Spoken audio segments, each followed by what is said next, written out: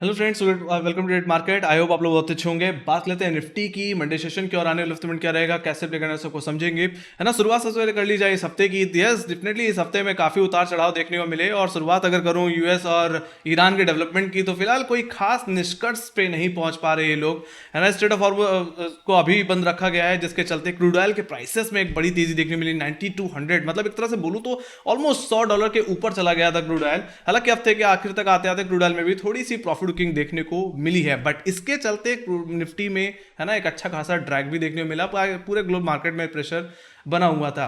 साथ ही साथ अगर बात की जाए यहाँ पे ईरान की तरफ की, तो ईरान ने साफ साफ बोला है कि जब तक यूएस अपना ब्लॉकेज नहीं हटाएगा, हम तो स्ट्रेट ऑफ हॉर्मुज को बंद रखेंगे, है ना। सिंपल सी बात है, स्ट्रेट ऑफ हॉर्मुज बंद रहेगा तो ये हमारे मार्केट के लिए नेगेटिव है। स्ट्रेट ऑफ हॉर्मुज खुल गया तो ये हमारे मार्केट के लिए पॉजिटिव है। ये बात समझ जानी चाहिए, है ना। और ये इसी से क्रूड ऑयल का प्राइसेस भी एसोसिएटेड है। बंद रहेगा तो क्रूड ऑयल के प्राइसेस बढ़ेंगे, स्ट्रेट ऑफ हॉर्मुज खुल जाएगा, क्रूड ऑयल के प्राइसेस करेक्ट हो जाएंगे, है ना। सिंपल सी बात है।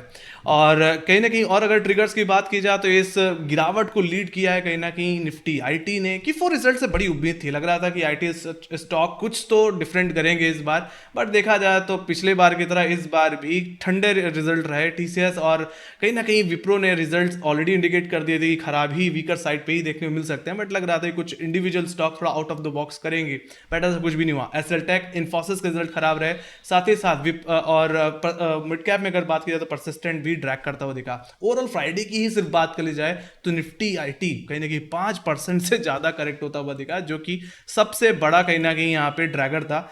और इसी की वजह से निफ्टी में अच्छी खासी गिरावट, मतलब बोलूं तो ये हफ्ता पूरा आईटी स्पेसिफिक ही था, है ना। आईटी ने ही इस गिरावट को लीड किया है। सो दैट्स द थिंग, है ना। तो यहाँ पे अगर और ट्रिगर्स की अगर बात की जाए, तो एफ भी बेचने का, मतलब बेचने से रुक नहीं रहे हैं, ये वर्ड सही रहेगा, है ना। तो 8,800 करोड़ की बिकवाली कर दी फ्राइडे के दिन। तो कहीं ना कहीं ये अभी भी नेट सेल साइड बैठे हैं, ये भी एक बड़ा कंसर्न बना हुआ है। साथ ही साथ अगर यूएसडी आईएनआर की बात कर ली जाए, तो रुपया फिर कमजोर हो रहा है। अब रुपया वापस, मेरा मानना है डॉलर फिर से 95 रुपए का हो सकता है, और हो भी रहा है। वैसी सिचुएशन दिख भी रही है, लगातार अपसाइड जाता हुआ दिख रहा है। तो ये भी मार्केट के लिए एक बहुत बड़ा कंसर्निंग सिचुएशन है। तो कहीं से भी देखो, कुछ भी देखो, मार्केट के सपोर्ट में कुछ भी नहीं दिख रहा अभी, है ना। और ऐसे सिचुएशन आप कैसे एक्सपेक्ट कर सकते हो, है ना, कि मार्केट में एक तरफा तेजी आपको देखने को मिलेगी, है ना। तो ये भी बात भी है। और इन सभी के बीच एचएसबीसी और जेपी मॉर्गन ने भी अब निफ्टी के टारगेट्स को डाउनग्रेड कर दिया गाइस, सीधे 20,500 कर दिया है ना। जो बचा कुचा कॉन्फिडेंस था वो भी अब लूज आउट होता दिख रहा है। तो यही सब चीजों का निचोड़ है जिसके से निफ्टी में ये गिरावट देखने को मिली। किसी तरह निफ्टी 24,500 तक होल्ड हुआ था, 24,600 रुपए तक गया था, बट वहां से वापस फिसलता हुआ दिखा। हालांकि टेक्निकली अगर मैं देखूं, तो मेरा मानना है ये गिरावट सिर्फ एक प्रॉफिट बुकिंग है। फिलहाल मैं यही बोलूंगा कि अभी इतना पैनिक नहीं मचाना चाहिए जितना मुझे लगता है 23,500 रुपए के नीचे हो सकता है। क्योंकि मेरा मानना है 23,500 जो कि इस रैली का 50% रिट्रेसमेंट लेवल है, और सबसे बड़ा पुट राइटर का जोन है। अगर मंथली बेसिस में भी देखा जाए तो 23,500 ओटीएम में सबसे ज्यादा पुट राइटिंग होल्ड करने लेवल है। That will be the major support guys. जब तक इसके ऊपर है तब तक मेरा मानना है ये सिर्फ एक प्रॉफिट बुकिंग है। बट 23,500 का अगर लेवल टूट गया तो ट्रेंड बिगड़ जाएगा, and we can expect some more correction. एक तरह से बोलो तो जो ट्रेंड अभी बना हुआ है एक अपसाइड का, है ना, वो अब सीधे बेरिश ट्रेंड में कन्वर्ट हो जाएगा अगर 23,500 रुपए के नीचे गया। और ऐसे सिचुएशन में निफ्टी 23,000, 22,200, 22,000 के लेवल्स तक भी जाता हुआ आपको दिख सकता है। तो यहाँ पे जो क्लियर कट सिचुएशन ऐसी बनी हुई है कि यूएस में भी कुछ बहुत बड़ा मूव देखने को नहीं मिल रहा है, मार्केट में अनसर्टिनिटी छाई है।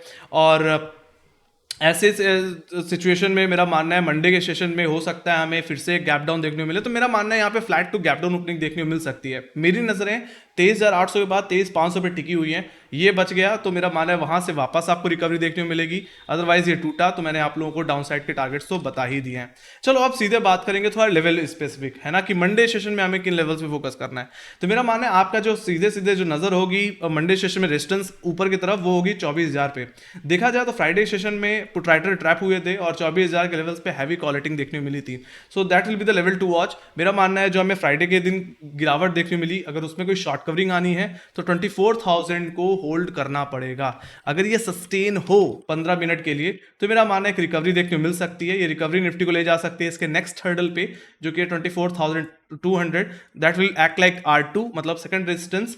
और मेरा मानना है वहां पे अपने लॉन्ग्स को एक बार जरूर बुक करिए इंटरडे लेवल पे। मेरा मानना है यहां से वापस आपको प्रॉफिट बुकिंग देखने को मिल सकती है। बाकी 24,200 रुपए के ऊपर डेली क्लोजिंग मिल जाए तो मेरा मानना है जो अभी पिछले 2-3 दिनों में जो गिरावट आई है उसमें थोड़ा सा रिलीफ इंडिकेट होगा। We can expect some positivity अगर निफ्टी 24,200 रुपए के ऊपर एक डेली क्लोजिंग दे दे तो। ऐसा हो जाए तो निफ्टी में हम यहाँ से फिर थोड़ा सा एग्रेसिव हो सकते हैं। We can make a fresh long to play again for the target of 24,500 and 600 that will act like R3, मतलब वीकली रेजिस्टेंस। ऑलराइट, ये मेजर रेजिस्टेंस होगा निफ्टी के लिए, बट मेरा मानना है री अटैक में इसके ब्रेकआउट के चांसेस भी रहेंगे। It depends on US Iran development. Alright, ये चीज़ हमें आने वाले हफ्ते में सुनने को मिलेगी, तो लेट्स सी। तो मेरा मानना है वहां तक के टारगेट्स आप लेके चलिए। बाकी 24,500 24,600 का लेवल निकला तो जो अभी अप ट्रेंड हमें देखने को मिला था उसका कंटिन्यूएशन आपको देखने को फिर मिलेगा। You can expect some major targets above 24,500 600 levels guys. तो वहीं पे जहां तक बात कीजिए डाउनसाइड की, तो मंडे के दिन आपकी नजर होगी 23,800 के इमीडिएट लेवल पे। जैसे ने ओपनिंग की बात की, फ्लैट टू गैप डाउन हो सकती है, तो उसी स्ट्रैटेजी को मैं यहाँ पे ऐड करूंगा कि एक 23,000 के लेवल पर अगर फ्लैट ओपनिंग हो तो नजर रखिए इस पे। अगर इसके नीचे का 23,800 के नीचे 15 मिनट की क्लोजिंग मिल रही है, so you can make a fresh shot and play it for the target of 23,550 and 500 level. ये आपके लिए इमीडिएट टारगेट होगा। ये एग्जैक्टली 13 अप्रैल का लो भी है।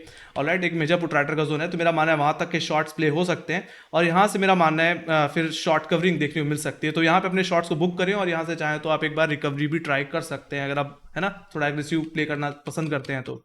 बाकी सिंपल सी बात है, बेयरिश ट्रेंड की इंडिकेशन मेरा माने इसी जोन से मिलेंगे।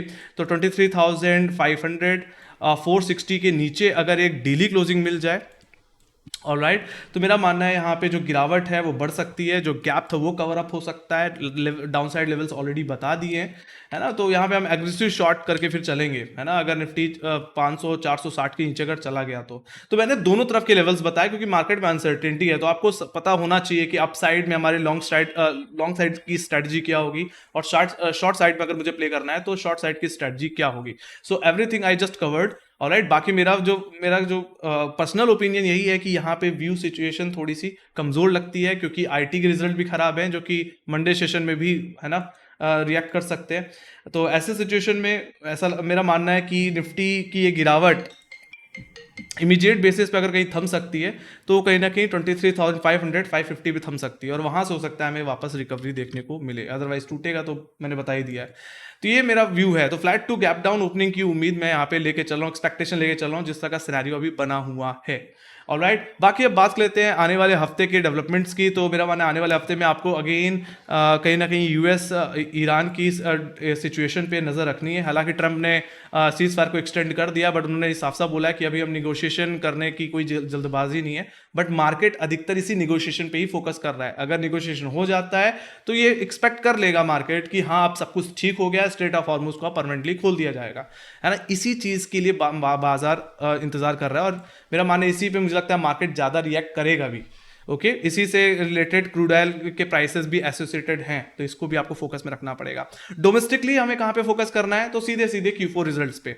तो मेरा मानना है ये हफ्ता आईटी ड्रिवन था, तो आने वाला हफ्ता बैंकिंग से रिलेटेड सिचुएशन से ड्रिवन होगा। मेरा मानना है प्राइवेट बैंकिंग स्टॉक्स और फाइनेंस स्टॉक्स कहीं ना कहीं आने वाले हफ्ते को ड्राइव कर सकते हैं। हालांकि आईटी के तो वीक रिजल्ट रहे, अब बैंकिंग से थोड़ी उम्मीद है कि बैंकिंग रिजल्ट थोड़े अच्छे आ जाएं। अगर वो खराब हुए तो मुझे लगता है फिर, है ना, बैंक निफ्टी होगा जो पूरे, है ना, बाजार को ट्रैक करने का काम करेगा। लेट्स सी, देखते हैं फिलहाल। तो मंडे की शुरुआत जो होगी वो होगी एक्सिस बैंक के रिजल्ट से, जो कि आज ही हैं जब मैं वीडियो बना रहा हूँ।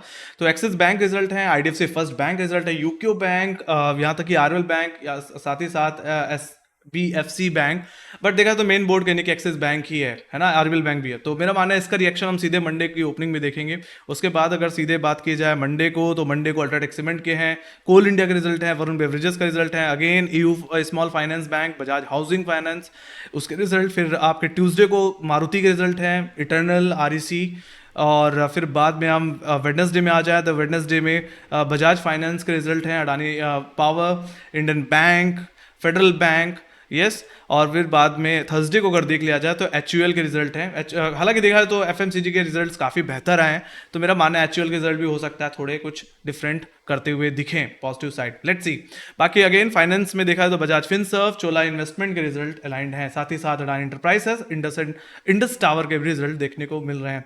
बाकी 1 तारीख को महाराष्ट्र डे है, तो यहाँ पे सीधे से अगर देखा जाए तो आने वाला हफ्ता छोटा भी है, सिर्फ 4 दिन ही काम होना है और रिजल्ट हैवी है ना। तो मेरा मानना है आपको स्टॉक, अगर इंडेक्स में अगर कुछ खास समझ में नहीं आ रहा है तो आप थोड़ा स्टॉक स्पेसिफिक हो सकते हैं और Q4 रिजल्ट रिलेटेड स्टॉक्स को प्ले कर सकते हैं। मैंने क्या बोला, आने वाला हफ्ता बैंक्स ही कहीं ना कहीं हैंडल करने वाले हैं।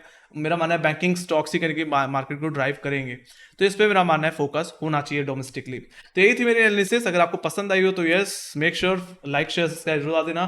बाकी आपको क्या लगता है, आने वाले हफ्ते में निफ्टी में रैली कोई कंटिन्यू होगी या निफ्टी में यहाँ से क्रैश देखने को मिलेगा? आपके एक्सपेक्टेड टारगेट्स क्या है वो आप कमेंट सेक्शन में लिख के जरूर बताइए। बाकी मार्क्स रिलेटेड अपडेट्स, न्यूज़ेस है ना, Q4 रिलेटेड अपडेट, वो भी हम अपने सोशल मीडिया हैंडल पे शेयर करते रहते हैं। So stay updated, link description box में फॉलो करके जरूर चल दें, है ना। Thank you very much for watching, bye guys, see you next video, take care guys, love you, bye.